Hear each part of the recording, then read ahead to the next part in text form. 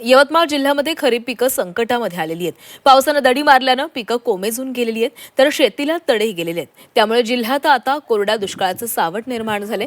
शेतकऱ्यांनी जुलैच्या पहिल्या पावसात पेरणी केली, मात्र ढगांनी पाठ फिरवल्यानं अद्यापही 2 लाख हेक्टरवरील पेरण्या खोळंबलेल्या आहेत।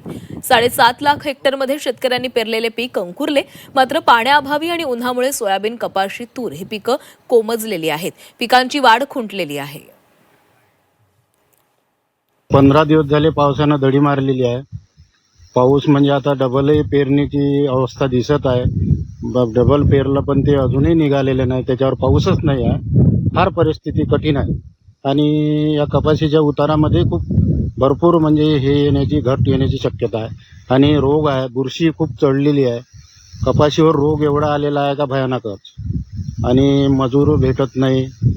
खताचे खताचे भाव डबल झालेले आहे। मालाची वाढ थांबलेली आहे। पावसाने दडी मारल्यामुळे मालाची जी वाढ पाहायला पाहिजे ती वाढ होत नाही आहे। त्यामुळे यावर्षी उत्पादनात खूप मोठी घट होणार आहे आणि त्याची फार मोठी झळ शेतकऱ्यांना सोसावी लागणार आहे। म्हणून शासनाला आमची एक विनंती आहे की जसं पीक विमा असेल किंवा इतर काही मदत असेल ती शासनाने तात्काळ करावी।